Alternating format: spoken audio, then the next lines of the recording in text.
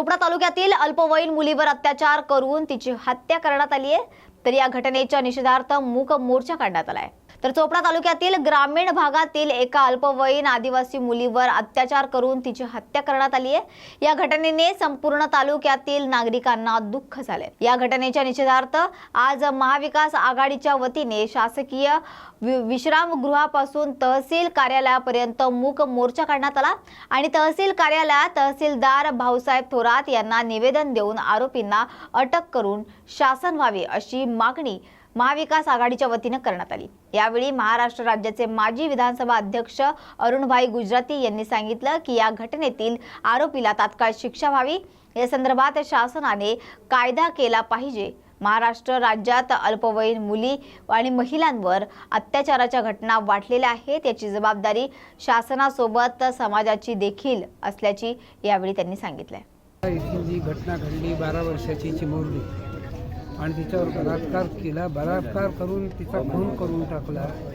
अत्यंत अमानवी अशी दुर्दैवी दुःखद क्लेशकारक कधी कोणी या संदर्भात प्रत्येकाला दुःख झालं आहे। केवळ आदिवासी समाजाला केवळ त्या गावाला दुःख झालं आहे, विरवडायला अशा प्रकारची परिस्थिती नाही।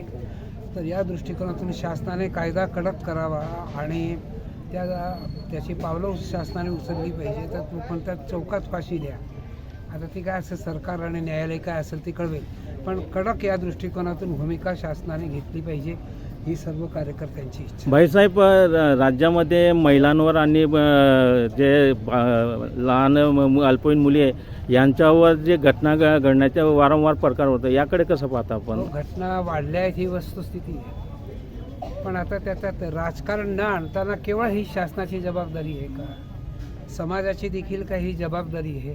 ही आपल्या सर्वांची जबाबदारी आहे की या पद्धतीने त्यांच्यावर रेप होणं हे अत्यंत चुकीचं चाललेलं आहे। समाजाने देखील या संदर्भात एक जागृती निर्माण केली पाहिजे। राजकारणी लोक असतील, डॉक्टर असतील, व्यावसायिक असतील, शिक्षक असतील, त्या सर्वांनी जर सहकार्य केलं तर मला वाटतं की महाराष्ट्रात जे आज प्रमाण वाढलेलं आहे ते प्रमाण रेपचं किंवा याचं हे कमी होईल असं मला आशा वाटतं।